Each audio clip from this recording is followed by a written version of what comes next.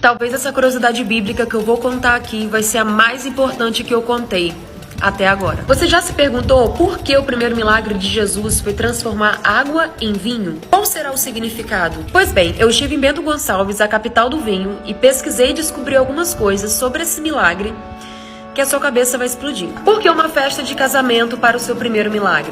Caso você não saiba, um casamento naquela época durava de 3 a 7 dias. Segundo uma cópita de egípcios cristãos, Maria era irmã da mãe do noivo. Por isso ela tinha tanta intimidade para providenciar, para querer ajudar na falta de vinho. Outra coisa que talvez você não tenha parado para pensar, mas faltar vinho em uma festa de casamento era muito desonroso para os pais da noiva. É como se estivesse faltando água ou comida no seu casamento. Naquela época era uma vergonha inestimável. Maria pede então a Jesus para fazer alguma coisa. E ele diz: mulher, o que tenho eu contigo? Ao primeiro momento parece até meio grosseiro da parte de Jesus se referir assim à sua própria mãe. Mas esse termo está em grego. E mulher, o que para nós parece desrespeito, em grego é puro respeito. Tem a ver com senhora. Jesus então se volta para si mesmo e vê que é chegada a hora do seu primeiro milagre. E ele pede aos homens para encherem talhas de água. Por que não encher os odres vazios de vinho com água, e sim as talhas? Afinal de contas, tinha muitos odres vazios de vinho que Jesus podia enchê-los novamente, mas Jesus prefere encher as talhas. E essas não eram talhas qualquer. Observe que João nos deixou um enigma. João faz questão de detalhar para que aquelas talhas eram usadas. Aquelas talhas eram utilizadas para a cerimônia de purificação dos judeus, que consistia em as pessoas lavarem as suas mãos. Ali, os judeus eram purificados de seus pecados e impurezas. Além disso, João faz questão de detalhar que eram 6 talhas de pedra. 6, biblicamente falando, é o número do homem, o número do trabalho e do esforço. E a pedra significa Jesus. Afinal de contas, era pela pedra que saía a água para os hebreus no deserto. E quando Moisés se revoltou contra a pedra e bateu nela, ele pecou. Foi por uma pedra que Davi derrotou o gigante. Jesus disse a Pedro: Pedro, tu és pedra, e sobre essa pedra edificarei minha igreja. Jesus estava falando de si mesmo. João também faz questão de detalhar que haviam 2 medretas ali e 3 em outro lado.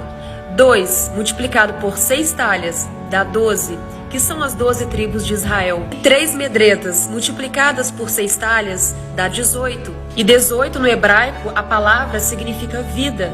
Jesus está dizendo: eu estou trazendo vida a Israel, às 12 tribos de Israel. A água que tinham nas talhas para eles se purificarem se transforma agora em vinho. E vinho significa o sangue de Cristo. Jesus está dizendo: a água que vocês usavam para se autopurificar, pelo esforço de vocês, pela lei de vocês, agora se transformou no meu sacrifício. Vocês são salvos pelo meu sacrifício. E não para por aí. A água lava por fora.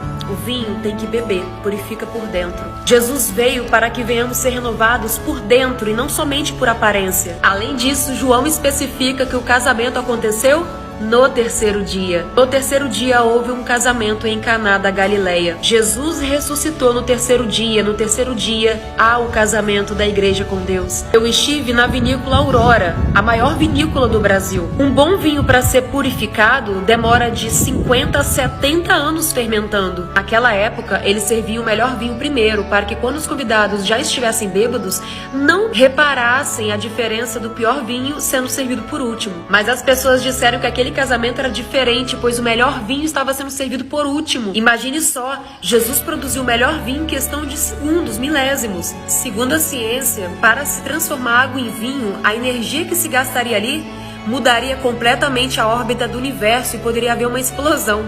E Jesus canalizou toda aquela energia em questão de milésimos. Outra curiosidade também é que o deus mais adorado naquela região romana era Dionísio, o deus do vinho. E eu estive na fonte de Baco, que é Dionísio, só que Dionísio é na Grécia e Baco em Roma. Os romanos tinham muito apreço por Baco e tinham que ele fosse um grande protetor. Em Roma haviam os bacanais, que eram festas em homenagem a Baco, e consistia de pessoas nuas, sexo sem compromisso e muita bebedeira. Esse é Baco, ou Dionísio. E daí surgiu então o carnaval, que é uma adaptação ao bacanal. Jesus está dizendo: eu sou maior do que Baco. Eu vim para resgatar os pagãos do poder do meu sangue. E o vinho que eu trago é o melhor de todos. Eu sou a ressurreição e a vida, e quem crê em mim jamais morrerá.